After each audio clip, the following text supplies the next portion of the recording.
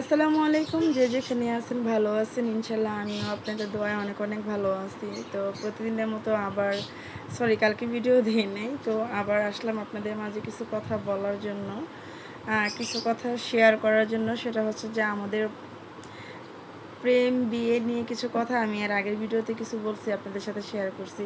তো এখানে তো আরও অনেক হিস্ট্রি থাকে, আমি তো ওগুলো বলি নাই। তো ওগুলো আজকে শেয়ার করতে আসছি। তো কথাগুলো হচ্ছে যে যখন আমার হাজব্যান্ড আমাকে বের করে নেয় বাসা থেকে, তখন আর কি উনি হেমায়তপুরে একটা জয়নাবাড়ি হেমায়তপুর ওইখানে রুম নেয়, ফ্লাইট নেয় একটা। হ্যাঁ, আমি তো নর্মালি জানি যে আমার হাজব্যান্ডের কাছে ওরকম কোনো টাকা পয়সা নাই। তো উনি যে এত সুন্দর একটা ফ্লাইট নিছে, হ্যাঁ, আমি এটা কখনোই না ভাবতেও পারি নাই যে উনি আমাকে প্রোটেক্ট করার জন্য, মানে সেভ রাখার জন্য এত সুন্দর একটা রুম নেবে। তো যাই হোক, ওইখানে পুরো একটা ফ্লাইটে একটা রুম ছিল, 3টা রুম ছিল। 2টা রুমে 2 ভাবি থাকতো, মানে ওইখানকারই ভাড়া থাকতো, ভাড়াটিয়া আর আমি ছিলাম। আর ওয়াশরুম, তারপর হচ্ছে আপনার পাকঘর অনেক সুন্দর, মানে যাতে আমার কোনো কষ্ট না হয়। তো আমাকে নিল, রাত্রেবেলা বের হয়ে গেলাম। আমরা তো বললামই যে একটা রুমে ছিলাম সারা রাত। তো পরের দিন সে ওইখানে নিয়ে গেল ওনার এক ফ্রেন্ডের বাসায়। আমি সারাদিন ছিলাম, যেহেতু রুম ছাড়ার কথা ছিল, মানে আমাদের রুমে যাওয়ার কথা ছিল 1 তারিখে, সেই জায়গায় আমরা 30 তারিখে বের হয়ে গেছি। তো ওই সারাদিনটা তো আমাদের বাইরে থাকতে হবে, কারণ 1 তারিখ না আসলে তো যারা ভাড়াটি আগে ছিল তারাও তো আর বের হবে না। তো যাই হোক, আমি সারাদিন আমার হাজব্যান্ডের যে ফ্রেন্ড আসছিল হেমায়তপুর, ওইখানে আমি সারাদিন ছিলাম, ওইখানে আমরা দুজন। তারপরে সন্ধ্যার দিকে আমরা যাই, রুম গুছাই বলতে কি, শুধু আমি কাপড় চোপড়ই নিয়েছিলাম, এগুলাই। আমাদের রুমে না ছিল একটা খাট, না ছিল একটা কোনো কিছুই ছিল না, কারণ আমরা তো ওরকমভাবে প্রস্তুতি নিয়ে বের হইনি, আমরা হঠাৎ করে বের হয়েছি, কোনো ছিল না, প্ল্যানিং ছিল না আগে থেকে যে আমরা আজকে রাত্রে বের হবো। তো যাই হোক, বের হয়েছি। তো আমার হাজব্যান্ড বাসা থেকে কিছু টাকা নিছিল, ওনার কাছে ছিল। ওই টাকা দিয়ে উনি কী করলো, ঘরে একটা ফ্যান কিনলো, যেহেতু গরম ফ্যান তো কিনতেই হবে, মাস্ট বি। তো ফ্যান কিনলো একটা। তার সাথে আমি, বিশ্বাস করবেন না, আমি 2 দিন যাবৎ কিছুই খাইনি। হ্যাঁ, আমার তো খুব টেনশন যে বাসার আমার আম্মা এভাবে কান্নাকাটি করতেছে, খুব টেনশন। এই মধ্যে কি খাবার পেটে যায় যায় না। তো আমি সারাদিন কিছুই খাই নাই। না খাওয়ার পরে আপনার, তো আমার কাছে খুবই খারাপ লাগতেছে, মাথা ঘুরেতেছে। তো আমার হাজব্যান্ড আমাকে বলতেছে, আপনাদের ভাইয়া বলতেছে যে তুমি কিছু খাবা? তো আমি বলছি যে না, আমি কিছু খাবো না। তো পরে ওই কী করলো যে, মানে আমার ভাইস্তা ভাস্তি ওদেরকে নিয়ে, হ্যাঁ, ওই শপিং করে আনলো, ফ্যান কিনে আনলো, যা জিম তোষক, মানে নর্মালি থাকার মতো খাওয়ার মতো যা যা লাগে, হাঁড়ি পাতিল, এগুলো সব কিছু নিয়ে এসে, নিয়ে আসার পরে নতুন সংসার, নতুন একটা জগৎ, অন্যরকম একটা এদিক দিয়ে ভালো লাগে না, আমার জন্য মন খারাপ। তো যাই হোক, তো ওই দিন আর রান্না করিনি। আমার হাজব্যান্ড আমার জন্য মোরগ পোলাও নিয়ে আসছিলো, ওগুলো আমি মাত্র 2 নালার মতো খাইছি, বেশি খাই নাই। তো তারপরে আমার হাজব্যান্ড, মানে উনি ভাত রান্না করছে, পরের দিন সকালবেলা ভর্তা বানাইছে, আমি জানিও না, আমি ঘুমাইছিলাম। তখন আর কি দেখলাম যে উনি রান্না করছে। তো এরকম করতে করতে প্রায় আমরা 1 মাস ছিলাম। তো 1 মাস ছিলাম, আমাদের রুম ভাড়া ছিল 4300 টাকা। তখনকার সময়, আরও 7 বছর আগের ঘটনা, 7-8 বছরের আগের ঘটনা। তো 4300 টাকা যদি রুম ভাড়া হয়, তাহলে রুম ভাড়াটা তো দিতে হবে। এখন আমি বাসা থেকে আমার আম্মা আংটি বানাই দিছিল, আমার চেন ছিল। তো হ্যাঁ, তো উনি রুম ভাড়া দিত, বাট ওই যে বাড়িগুলি, উনি আইসা আমাকে বলতেছে যে তোমার হাজব্যান্ডকে বলবা কাকে রুম ভাড়া দিতে। হ্যাঁ, মানে উনি একটু খারাপভাবেই বলছে, একটু ব্যবহার খারাপই করছে। ওই জিনিসটা আমি নিতে পারি নাই। তো আপনাদের ভাইয়া যখন রুমে আসছে, তো আমি ওনাকে বলছি যে দেখেন, এরকম বাড়িগুলি তো আমার এইভাবে কথা বলছে, আপনি রুম ভাড়ায়, আমার যেহেতু আপনার কাছে টাকা নাই, তাহলে আপনি এক কাজ করেন, আমার আংটি নিয়ে বন্ধক দিয়ে আপনি রুম ভাড়াটা দিয়ে দেন।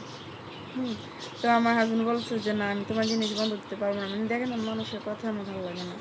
আপনার যখন টাকা হইব, ওই আমার টাকাটা দিয়ে না, আমি আংটিটা ফেরত নিয়ে আসবো। তারপর 2টা আংটি আমি এরকম বন্ধক দিয়ে টাকা আনলাম, আরও কিছু টাকা আনছি, সংসারে খরচ করছি।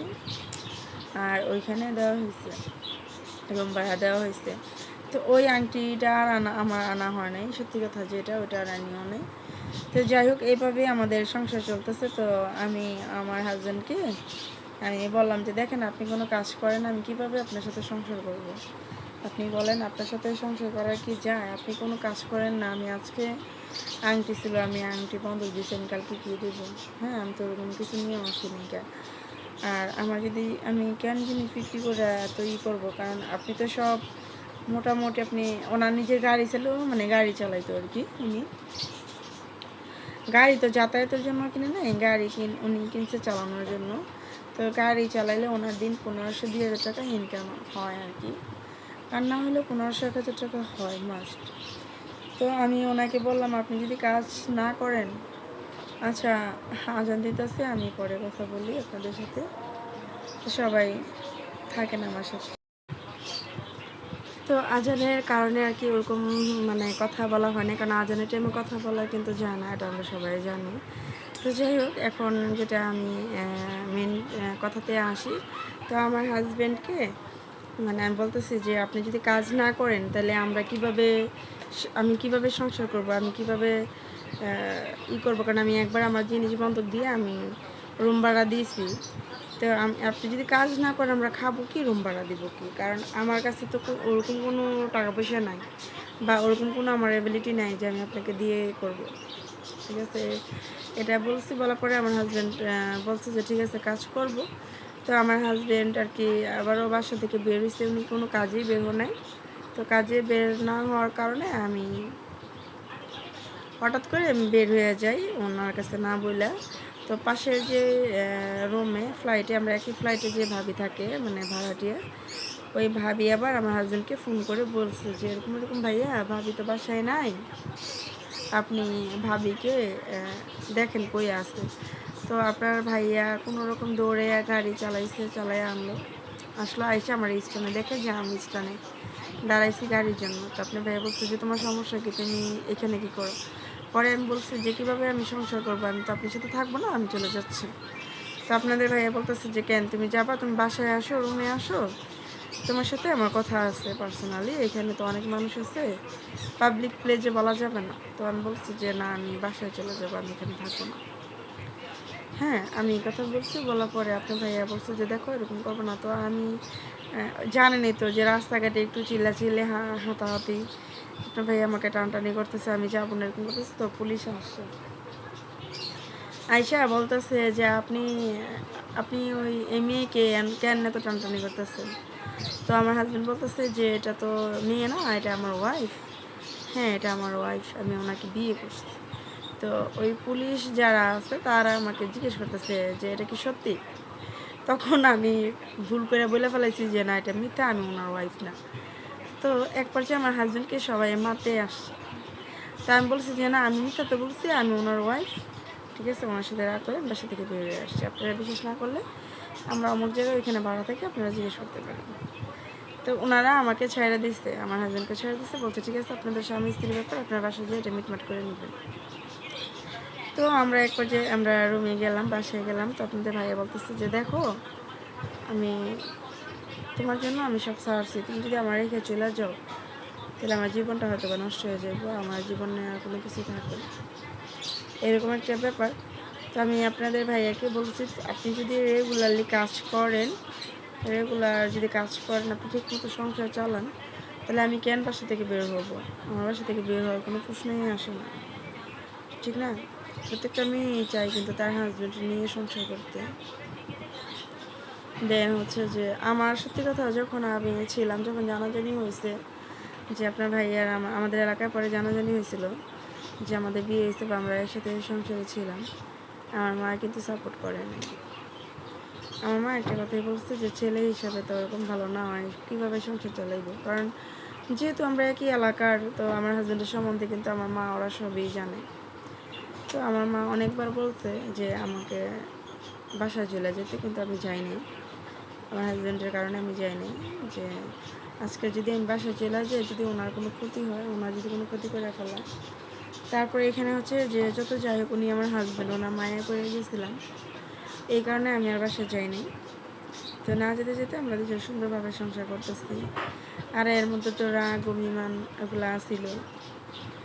তো আরও অনেক কথা আছে, আরও অনেক গল্প আছে, বলবো কালকে।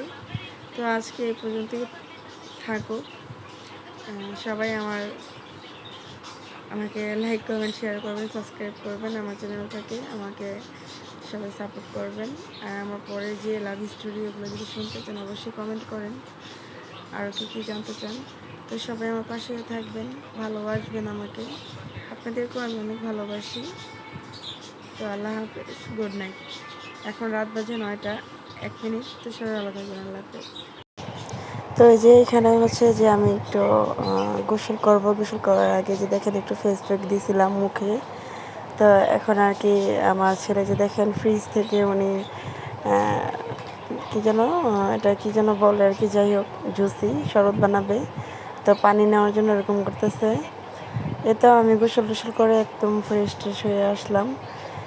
আমার যে শাশুড়ির রুমে শুয়ে আছি। তো আপনাদের সাথে কিছু শেয়ার করলাম জিনিসগুলো।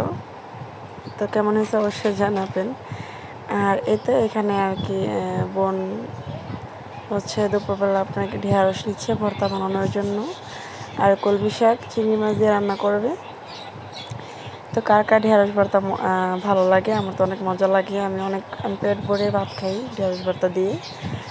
আর এই কলমি শাক দিয়ে চিংড়ি মাছ রান্না করলে কিন্তু অনেক মজা লাগে, অনেক ভালো লাগে, গরম ভাত দিয়ে ভালো লাগে খাইতে। তো এই তো বোন আর কি জিজ্ঞেস করলো যে একটু কিছু আর কি আমাদের কথা ছিল, ওগুলাই বলতেছিলাম, আমি শুনতেছিলাম, আর যে আপনাদের সাথে ভিডিও করতেছিলাম।